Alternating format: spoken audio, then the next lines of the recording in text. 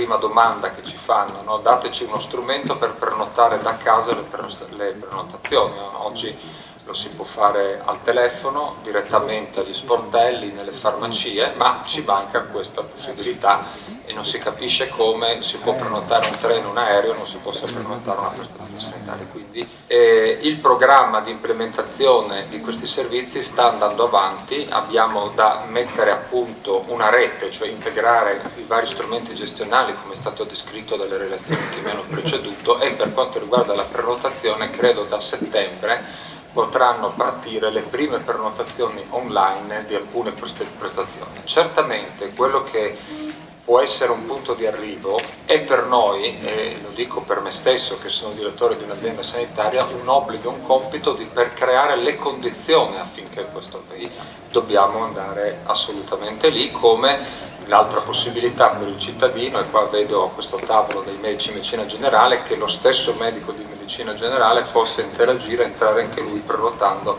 queste prestazioni, quindi completare questa rete. L'aspetto dell'informatizzazione è sostanzialmente la riforma della sanità, cioè la riuscita applicativa sarà dotarci di strumenti tecnologici all'avanguardia che mettono in rete tutti questi soggetti. Oggi qua abbiamo una bellissima riunione per fare il punto dove fisicamente siamo presenti, ma ognuno di noi nel suo ambito di competenze necessita di strumenti informatici per lavorare effettivamente assieme. Quindi quali sono i tempi?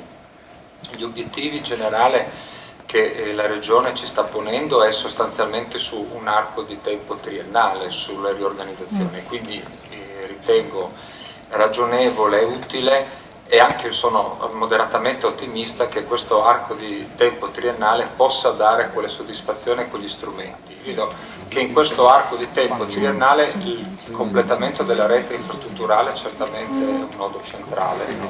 Nello stesso tempo anche i nostri spazi all'interno delle strutture sanitarie devono essere ripensati, no? Con molti operatori sanitari, molti medici dicono sì, io ho lo strumento, uso il G2 eccetera, però sono confinato a utilizzarlo nello spazio del mio ambulatorio quando in realtà la mia attività lo svolgo nella corsia e nelle stanze. Dotatemi di uno strumento wireless e questo sarà molto più semplice.